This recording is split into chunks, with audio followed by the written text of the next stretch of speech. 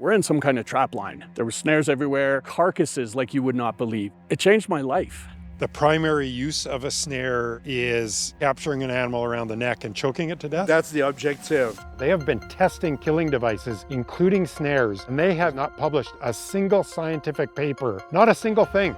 I assumed that trapping was something that is in the past, but I didn't realize it was happening today. Snares are something I never wanted to set for an animal because these animals died horrible deaths.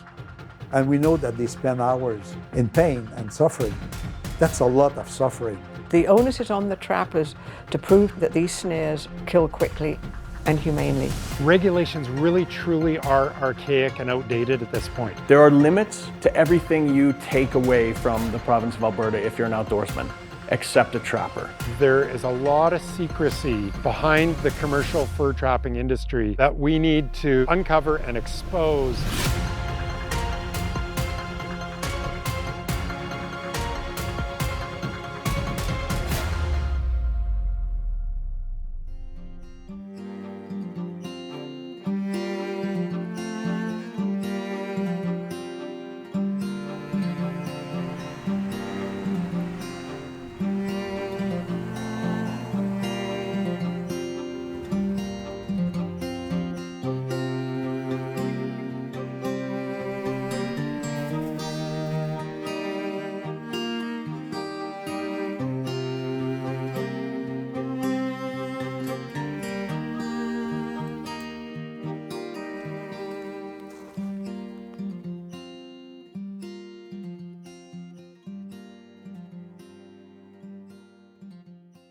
Really no reason in today's society for us still to be supporting the trapping industry as it is right now. And I don't think a lot of people are even aware of what's happening out there in our forests. You know, I'm currently right now standing in the Ghost Cypress area. There's trap lines all around me. You know, people may not understand that. There's trap lines all around Salmon Arm in British Columbia. There's trap lines all around Algonquin in Ontario. There's trap lines all around Yellowstone in Wyoming and Montana. It exists all over North America, and yet it's kept as secretive as possible. This is where it happened.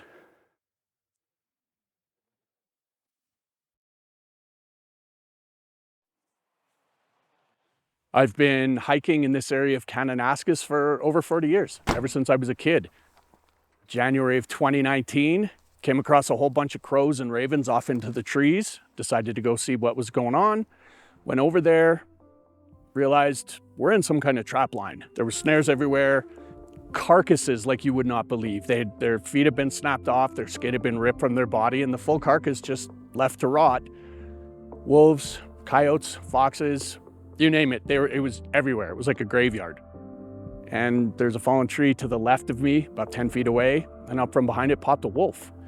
It looked at me, I looked at it, I could smell its breath, and then it lunged, but it lunged away. Its back leg was stuck in a neck snare that had somehow gotten wrapped around its leg, and now it was fighting for its life. It was horrific. I shrieked, I got out of the bushes. It changed my life.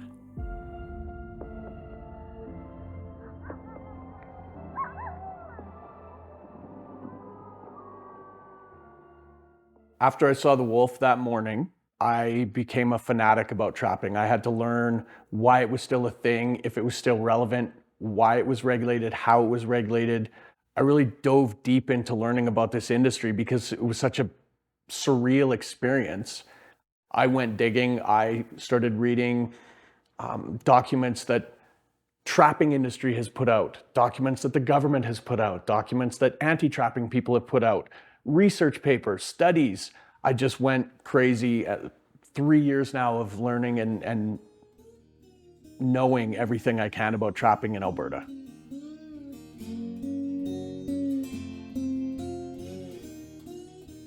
Over the years with EXPOSED, we kept hearing different stories and different things about trapping, and I assumed that trapping was something that is in the past. It's in our history.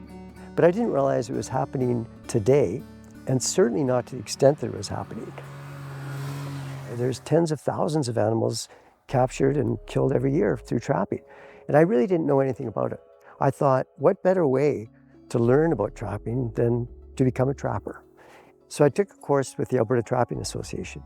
After my 3-day course, I'm now a trapper. I can go out, buy some equipment, and go out in the woods and proceed to lay down snares or traps if it's on private land or if I get permission from a landowner. And I can start killing animals for their fur. After a 3-day course, I am not qualified to do that. It takes years and years to learn all the intricacies, and that was brought up very much during the course by the instructor. The amount of time it takes to actually correctly set a trap so that they operate the way they're intended to operate. Even the best trappers, the most experienced trappers, the odds of actually capturing an animal the way it's intended to capture it so that they would die quickly without suffering, there's just too many different things that can happen. The way the actual animal steps in it, the weather, the wind, the height of the snare. There's so many different experimental things that you need to do in order to become proficient at trapping. So to think that after a 3-day course I'm a trapper, I think is not realistic at all.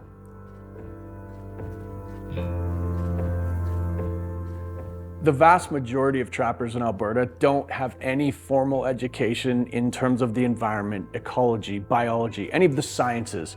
Any formal training they have is in whatever industry affords them the luxury of being a trapper. They are having a huge impact on the wildlife in Alberta, and they don't even have to regularly check neck snares.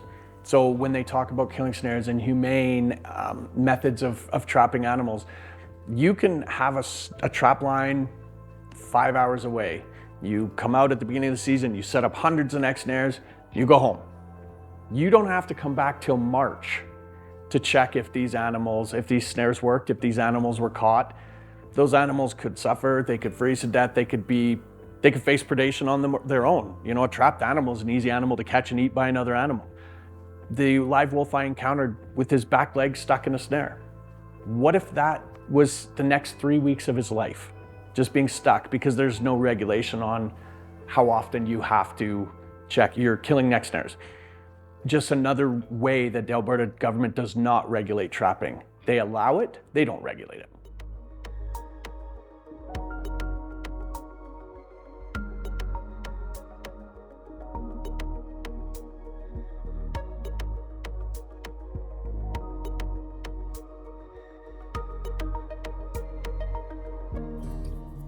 I was in love with wildlife, and trapping was the mean that will allow me to go collect animals. I was making sure my traps will not hurt them. I started at 5-6-year-old to follow and watch animals. At 10-year-old, I was developing my own trapping system to capture and study red squirrels and chipmunks. I wanted to just work in the bush, and I started to go to school. Once I've done my BSc at the University of Montreal in biology, did my master's on moose habitat. Then I went on doing my PhD on muskrats and fur bearers. The government of Alberta and the federal government approached me to head a national research program on trapping, humane trapping. That was the largest program in those days in Canada. Even in the 1980s, there was still a misunderstanding with trapping organization which claimed that a legal trap is humane. And they were using all type of illogical comparisons. Well, animals who die of starvation, who are killed by a predator, suffer a lot more than being held in a trap. Those type of reasonings that don't make sense, because if you saw lions killing an antelope or wolves killing a moose, these animals don't suffer hours in the trap. I did not believe that the still legal trap could be a reasonable tool to capture an animal. It just did not make sense. And it's the same with snares. If you observe these animals being killed in those snares, It's long and painful. These are the most inhumane trapping devices on the market. There has been some time the steel jaw legal trap was the worst trap. Well, I feel that this is worse. The primary use of a snare is capturing an animal around the neck and choking it to death? That's the objective, to catch it above C3, just behind the neck. If he comes in too fast, the snare will close, but he can make it to the shoulder. We have seen cougars and wolves and coyotes captured by the abdomen, or other animals by the back legs. And I'm not exaggerating, I probably skinned in excess of 6,000 dead predators. They knew how to kill foxes and coyotes and bobcats, but most people didn't know how to skin them. So they brought them to me. Being a biologist and being a kind of a forensics guy in the kind of work I've been involved in, I could look at each and every one of these animals and see how they were caught, how they suffered, and how they died. Hundreds, if not thousands, of those were caught in neck snares. And snares, in my opinion, are something I never wanted to set for an animal, because these animals died horrible deaths.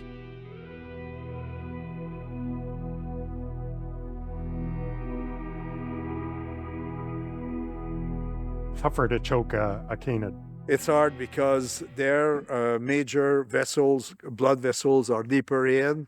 They have strong musculature, a very fluffy pelt, and it interferes with the action of the snares. I've seen wolves and coyotes and foxes taking over 12 hours to kill themselves in those snares. Stories where they claim that wolf dies in 8 seconds or within a few minutes are really fiction. Circulation's still trying to happen in this animal's neck and head area.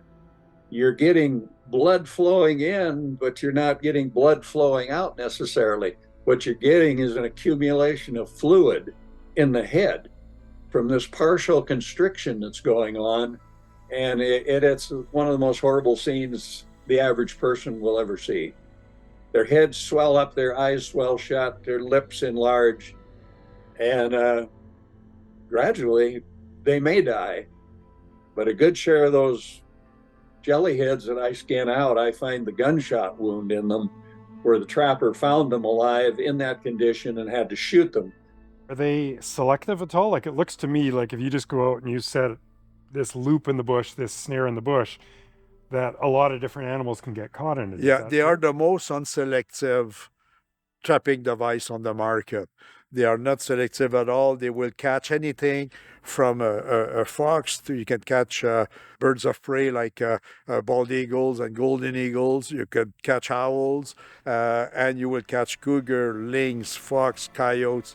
A snare will catch whatever walks through it. And the more of those snares you have hanging out there, the more bycatch, I'll guarantee you will catch. You can't avoid it. Even when you try to avoid it, you can't avoid it. So this is really about as inhumane of a trap as you can get. It's hard to beat, yeah. And yet, it's legal in Canada, completely legal. In 8 years of research I was involved in, we developed about a dozen traps that render the animal unconscious in less than 3 minutes.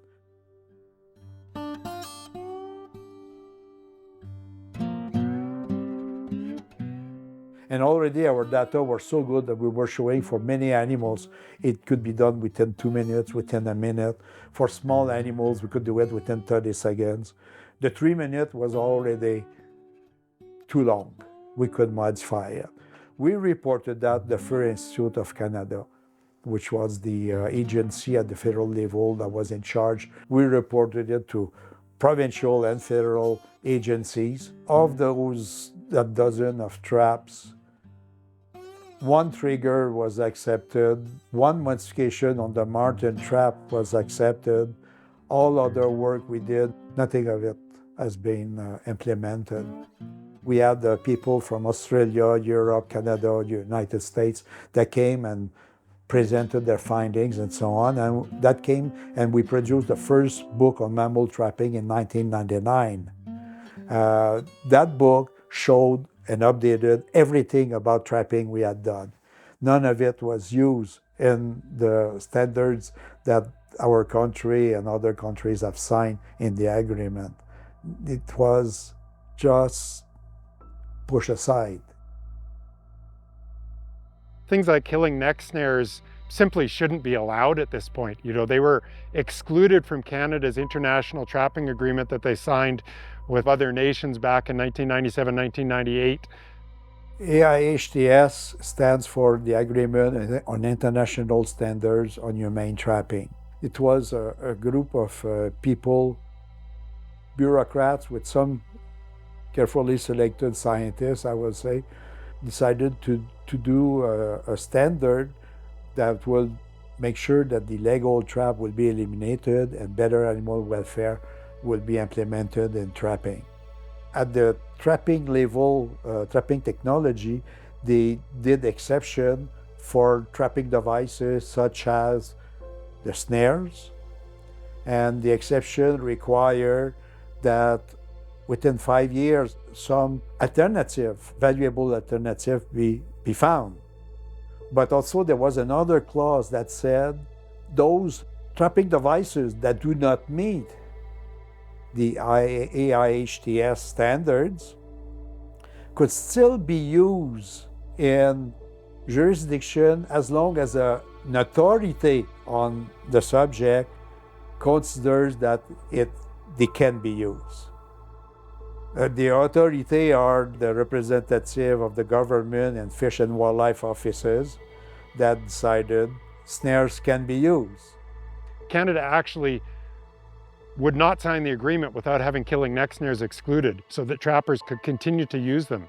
And the reason is because killing neck snares have never been proven to kill animals humanely and efficiently. They do not kill under 3 minutes, which is what the AIHTS agreement states, that killing devices must kill within 3 minutes to be included. And Canada signed on specifically excluding snares, despite knowing that they're not humane, they're not efficient.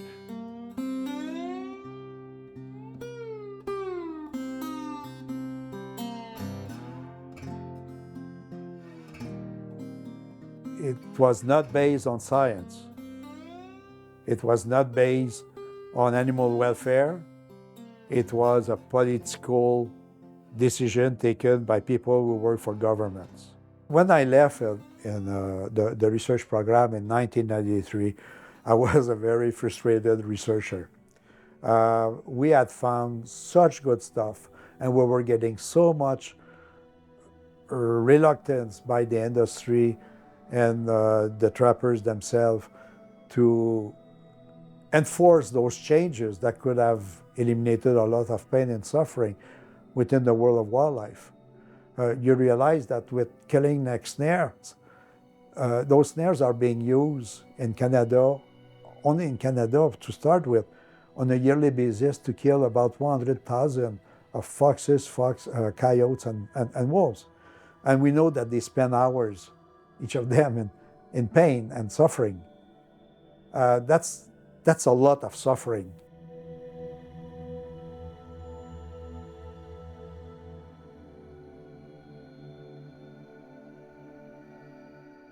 There's a testing facility in Vegreville, Alberta, that's actually funded by Alberta government, the Canadian government, and it's run by the Fur Institute of Canada.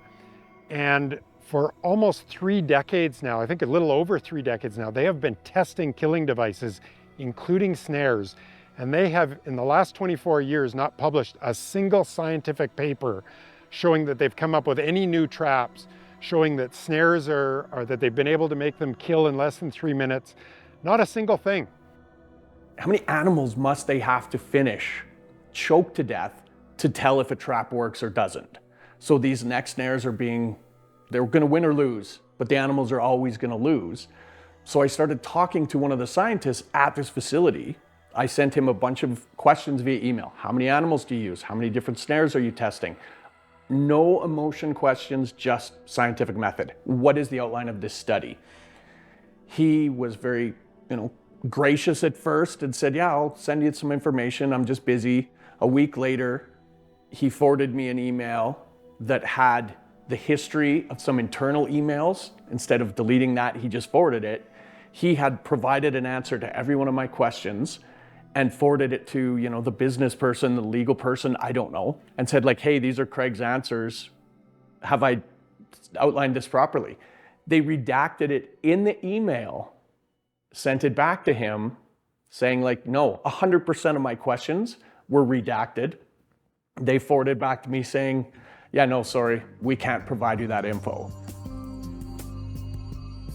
EXPOSED Wildlife Conservancy did a FOIP, a Freedom of Information request, to try and find out what was going on at this facility. We received an extensive report back, which we thought was great, until we realized that 90% of it was completely redacted. There was really only 2 paragraphs outlining why they couldn't give us the information. So we know killing snares don't work. We know they're not included in this international agreement. We know that the research hasn't been working on them. I mean, if it had, why wouldn't they be publishing it? Why wouldn't they let people into the facility?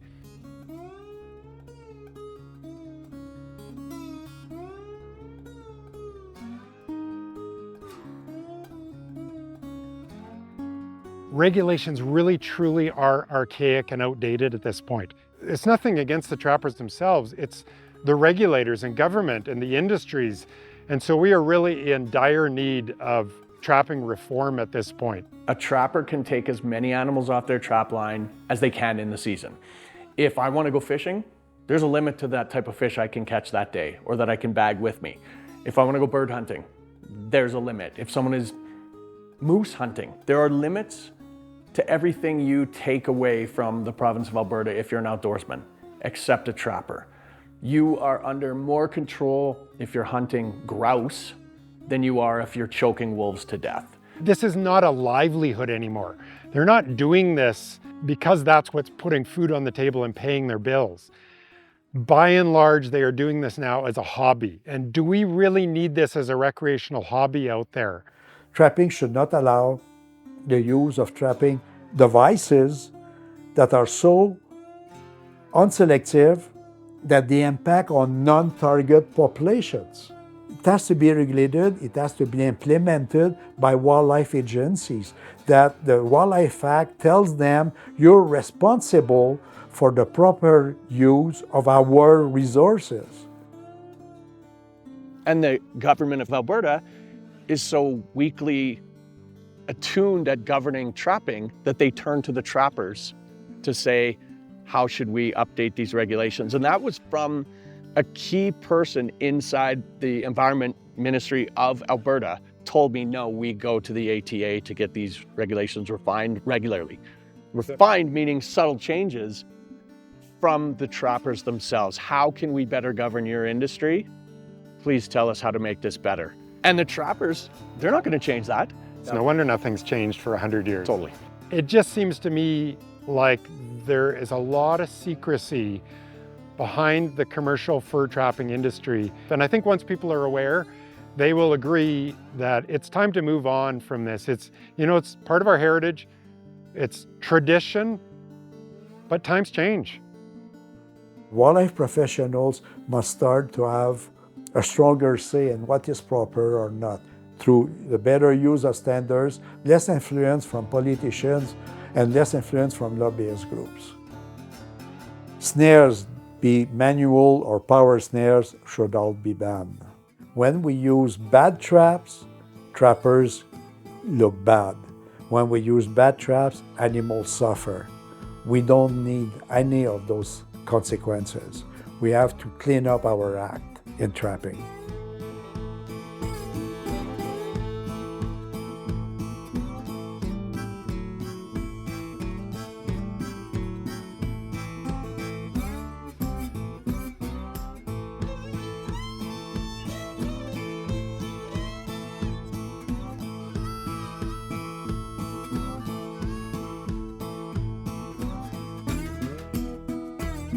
The world was a way different place in 1890 than it is today. It's an industry that relies on killing animals and for which trappers get very little money. Trapping doesn't play a large role in that kind of predator control.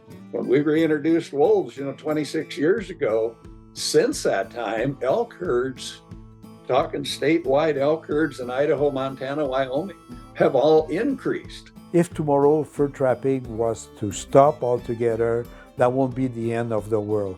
Population won't crash, they won't die of diseases, they won't eat each other because suddenly they are not being trapped. We have written wildlife policies that really don't benefit the wildlife at all.